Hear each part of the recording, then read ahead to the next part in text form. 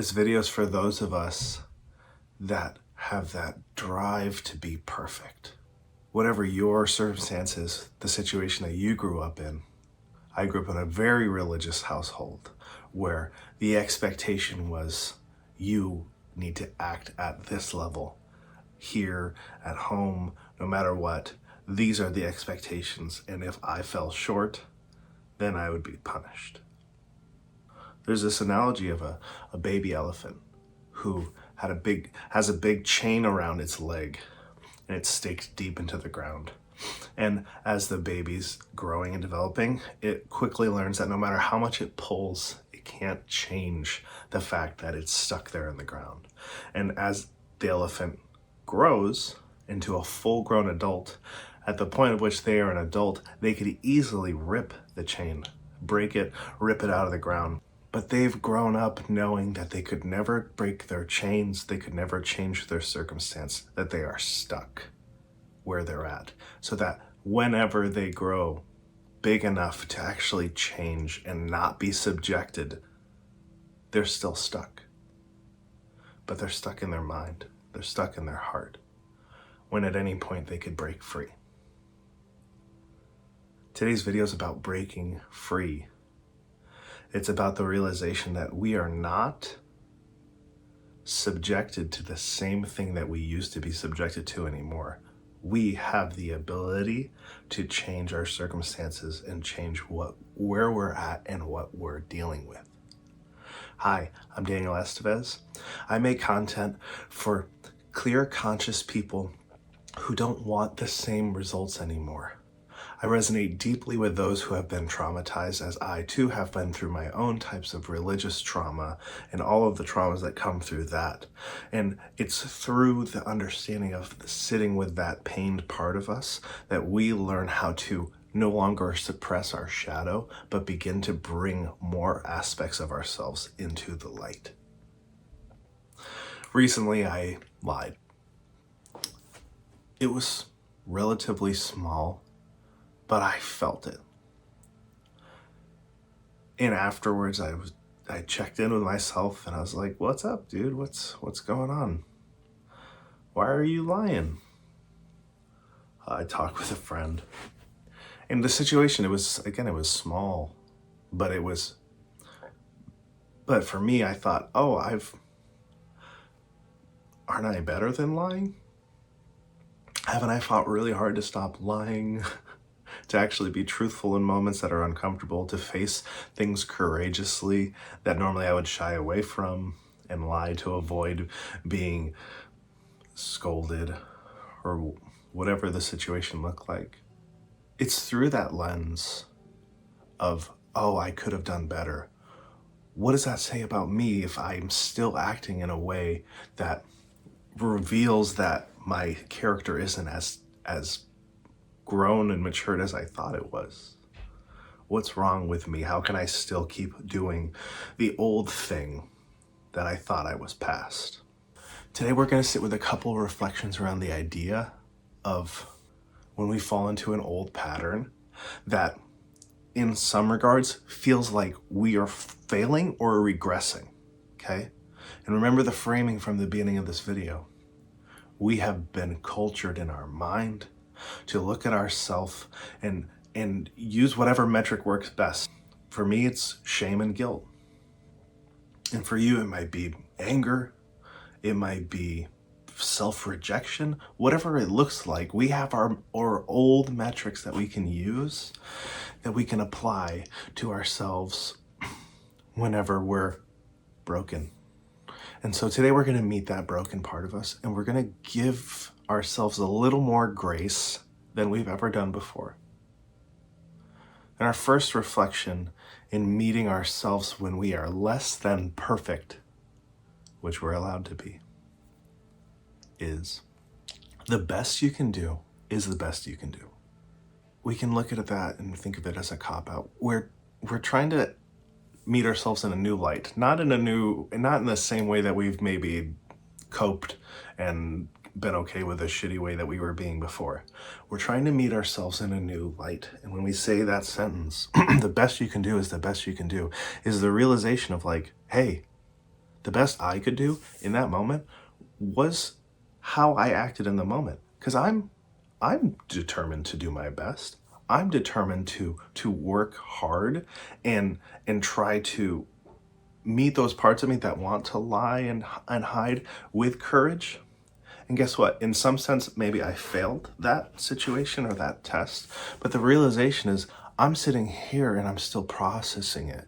And I'm still sitting with it. I'm still thinking about it. I'm still giving my heart energy towards that situation, towards that part of me that felt guilty for failing.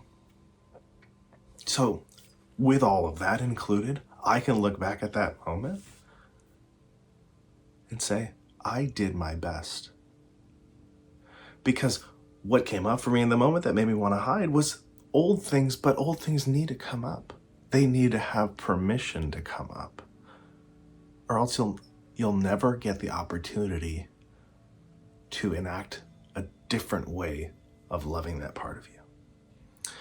For me in that moment, what it would have looked like if I chose to continue to believe that I was the trapped young elephant would be to, after the moment where I lied and I didn't live up to my standards that I'm working towards, would be to punish myself, would be to shame myself, would be to try to white knuckle solve the problem. Okay, I promise that next time I will do better. I can't slip up like that. I have to do it right. To come at a situation like that, that's coming from whatever hurt part of me that needed to come out that way, to come at it from an authoritative, top-down perspective will, for me, only reenact the pain and trauma responses that will continue to follow. Because it doesn't matter that it's not someone else. This time I can be the stake that's holding me down in the ground and keeping me stuck in that pattern and saying, do better. You're still trapped there. You're still beholden to someone else's response. So you got to make sure that you lie better, or you switch the wording better so that you don't get in trouble better. These are all captured thinking. This is all thinking that says, I am in someone else's safety. I'm not in my own. My safety belongs to someone else. And if I don't placate them, and if I don't make sure that I say whatever they need to say, that I don't upset the apple cart, my safety will be torn away from me. This is the realization that comes when we're looking at, why do I try to be so perfect? Why do I have to get it right? It's because we, on some level in our heart, are terrified to be the problem.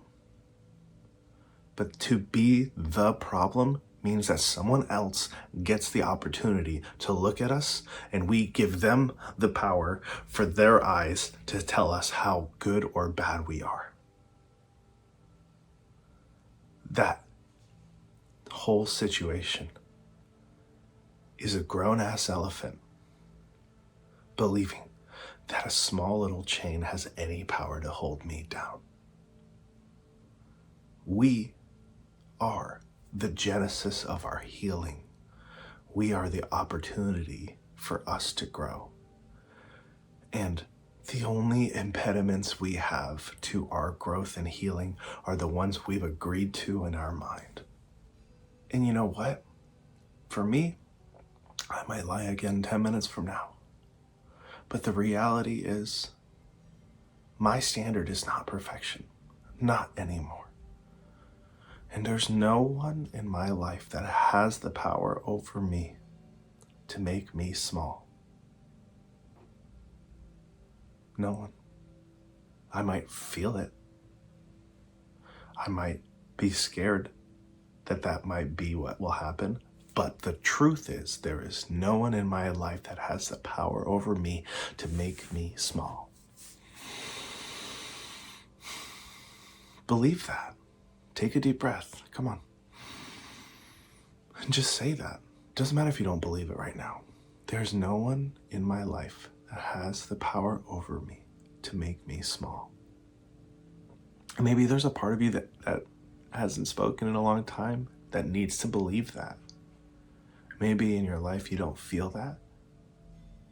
Whatever it looks like, the realization is, I recognize that some of my thoughts are captured. I recognize that some of my thoughts I will easily dispense with and focus on other things that I have more comfortability thinking about. Today's work is the shadow work of healing a voice in us that's too scared to believe that it's valid. Be imperfect, because you are beautiful as imperfect as you are. If you fail, recognize that in the moment, you did the best that you could in the moment, because our job is to show up. If you need to get better at apologizing because you're giving yourself more room now to be imperfect and fail, then get better at apologizing. No excuses, just the realization that you deserve to show up. You deserve to exist. You, all of you, as a whole being, deserves to exist. I'm a life coach. If you're interested in sitting down with talking with me over the interwebs, there's a link in the description below. I'd love it if you guys commented. I want to hear your thoughts. I want to hear your process. I want to hear your voice that tries to be perfect and how you are changing and loving that part of you that is scared.